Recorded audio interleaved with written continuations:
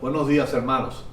Que la paz y la gracia y la misericordia de nuestro Padre Celestial y de su Hijo Jesús estén con todos ustedes en esta preciosa mañana del domingo 11 de julio del año 2021.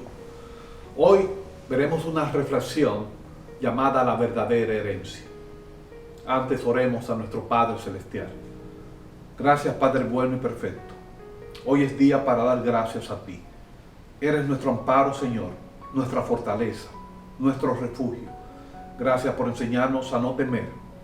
Gracias por confiar en ti y creer en ti, que eres el dador de la esperanza eterna. Gracias por habitar en nuestras vidas por medio de tu Santo Espíritu. Y gracias sobre todo, Señor, por tu Hijo Jesús, por medio del cual somos libres del pecado por su muerte en la cruz. Oramos, Señor, en el nombre poderoso de tu Hijo Jesús. Amén, amén y amén. La verdadera herencia está basada en el libro de Lucas, capítulo 20, versículos 9 al 18. Y se trata de la parábola de los labradores malvados. En la tradición rabínica existe un midrash, y un midrash es un estudio de un texto bíblico para una mejor comprensión de la Torá. Este estudio específico resulta sumamente interesante, pues trata sobre la historia de Moisés y las 10 plagas en el libro de Éxodo. Un llamado rabino Nisim fue el encargado de escribirlo. Este rabino estudió en la famosa escuela bíblica de Shura en Bagdad y fue el encargado del rabinato de Kairouan en Túnez. Oiga lo que nos dice. Cuando Israel estaba en Egipto, Dios dijo a Moisés: ven por tanto ahora y te enviaré a Faraón. Él fue y le preguntaron: ¿quién es el Señor para que yo tenga que prestar atención a su voz? No conozco al Señor, volved a vuestras tareas. Entonces Dios dijo lo siguiente: yo mismo iré a Egipto. Pero sus ángeles le dijeron: irás a un lugar inmundo. La respuesta de Dios fue: sí, iré, para que mi mensajero Moisés no sea avergonzado. En otras palabras, Dios estaba dispuesto a ir personalmente a Egipto para de esa manera poder lograr que su pueblo fuese liberado después de 400 años de esclavitud, y así evitar que uno de los suyos no cayera en descrédito. El Antiguo Testamento está lleno de pasajes en los cuales Dios mismo llega hasta su pueblo para producir actos de salvación. Sin embargo, no encontramos muchas parábolas. En este momento hay excepciones y podemos notar el ejemplo de este en el libro del profeta Isaías. En su capítulo 5 y los versículos 1 al 6, esta se ha titulado la parábola al cantar de la viña. En este cántico, esta parábola, Dios plantó una viña y no escatimó esfuerzo para que produjera buenas uvas, pero lamentablemente produjo uvas silvestres. El dueño de la viña juzga la viña quitándole el vallado y profetiza que ésta sería consumida y hollada en su totalidad. En esta parábola del libro de Lucas, el dueño de la viña pudo haber hecho lo mismo que la parábola del libro de Isaías. Él pudo haberla consumido y destruida. En 3 ocasiones envió a un siervo diferente para que le diesen del fruto de la viña que había sido arrendada. Sin embargo, estos volvieron con las manos vacías, golpeados y heridos, por lo cual decidió enviar a su hijo amado, pensando que quizás cuando le viesen le tendrían respeto. Sin embargo, la palabra dice lo siguiente: los labradores al verle discutían entre sí, diciendo: este es el heredero, venid, matémosle, para que la heredad sea nuestra.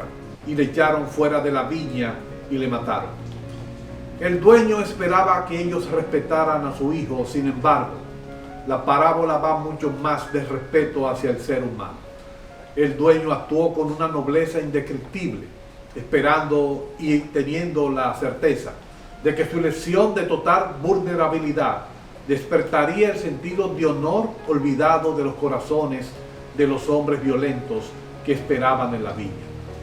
La mayoría de las versiones árabes en los últimos 1000 años han traducido esta frase clave de forma literal y no como la encontramos en las traducciones en español, donde se escribe lo siguiente: quizás cuando le vean a él le tendrán respeto.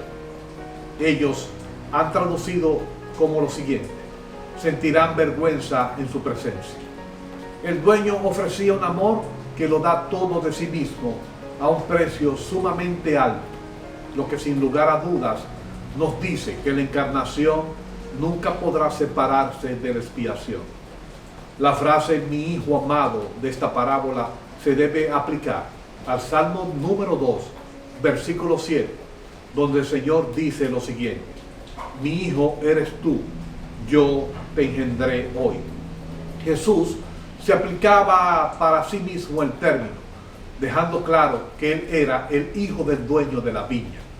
Poco antes de este relato, Jesús afirmó públicamente su identidad mesiánica en la entrada espectacular triunfal en Jerusalén. El lenguaje de la parábola encaja tanto en el ministerio de Jesús como en la teología de la iglesia tras la resurrección. Lo interesante de esta parábola es que marca una gran diferencia entre ella y la parábola del libro de Isaías que citamos anteriormente. En esta última, localizada en el Antiguo Testamento, Dios profetizó la destrucción de la viña en su totalidad. En esta parábola del libro de Lucas, Dios nos habla de la destrucción de los labradores y no de la viña, lo cual permitiría que ésta pudiera ser disfrutada en su totalidad por otros.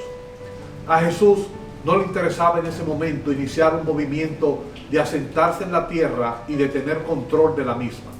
Tampoco pretendía convertirse en el nuevo Herodes el Grande y gobernar la nación.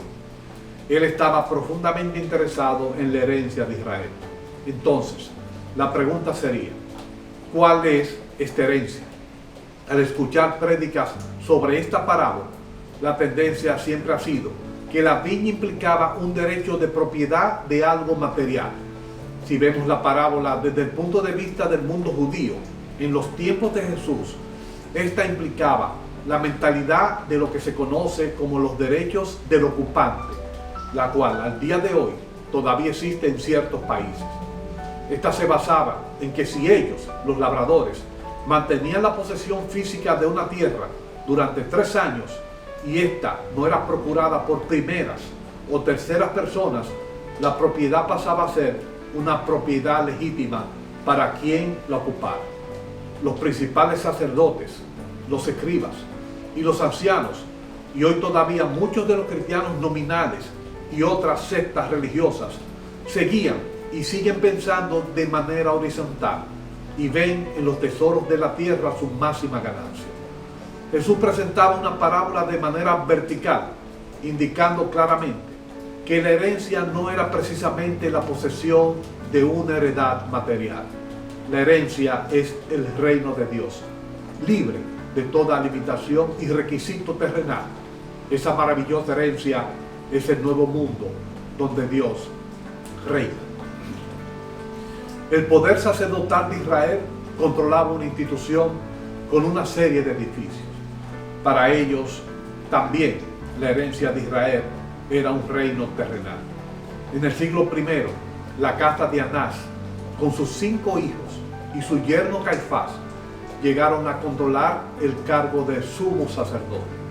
Durante décadas confiaban en que su administración continuaría de forma indefinida. Jesús desafió esa suposición cuando ocupó brevemente el templo.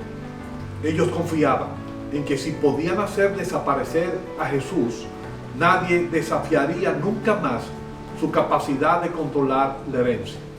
El Hijo de Dios y sus discípulos tenían todo el derecho a definir lo que significaba ser fiel al Dios de Abraham, de Moisés y de los profetas. Para ellos, esta era la herencia que realmente contaba. Lo importante no era adorar en Jerusalén o en el monte Gerizim, sino que lo fundamental era una adoración en espíritu y en verdad. La herencia era mucho más que una tierra, era la esperanza de aquellos que heredarían la vida eterna y el reino de Dios. Termino con lo siguiente. No tengo dudas de que en esos momentos en el cual se prueba el carácter de las personas, la ira y no la paciencia sería el factor determinante para la actuación de alguien a quien le mataran a su hijo amado. El dolor, el tormento y y el deseo de hacer justicia guiarían su decisión. Sin embargo, Jesús hace una pregunta que para nosotros es asombrosa. Oiga lo que dice. ¿Qué pues les hará el Señor de la viña? ¿Vendrá y destruirá a estos labradores y dará su viña a otros? Si esta pregunta de Jesús es sorprendente, la respuesta de los principales sacerdotes, de los escribas y los ancianos son no más inquietantes. Escuche lo que dice. Dios nos libre. Como dice el refrán, a buen entendedor, pocas palabras bastan. Ellos estaban convencidos de que los labradores eran ellos. Ellos eran los malvados que llevarían a la cruz al Mesías esperado, al Hijo de Dios, desechando de esta manera la piedra angular. Muchas personas entienden que la Biblia solo habla de situaciones que pudieran suceder. Sin embargo, están totalmente equivocados. La Biblia habla de cosas que han sucedido, habla de lo que está sucediendo en este momento y habla de lo que sucederá en el futuro.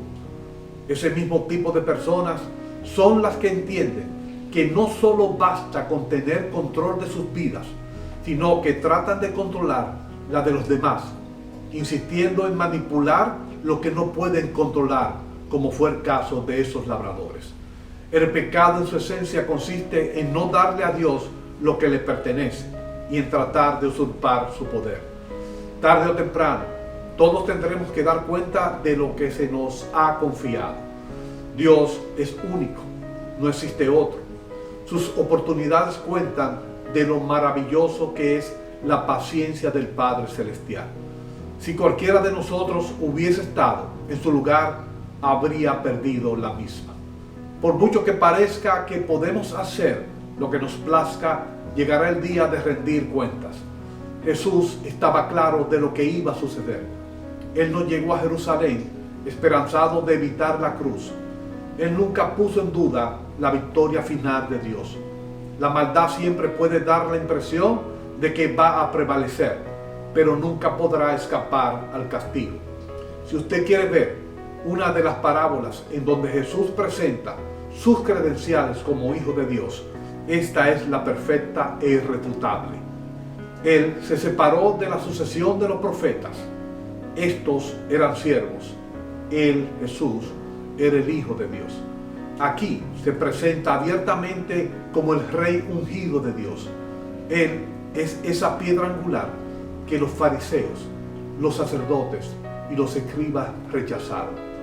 Es la misma piedra que la iglesia primitiva y los que hoy confiamos plenamente en Jesús como nuestro Salvador e Hijo de Dios, reconocemos como la misma profecía de la muerte y de la resurrección. Que el Señor nos continúe bendiciendo en esta mañana, hermanos.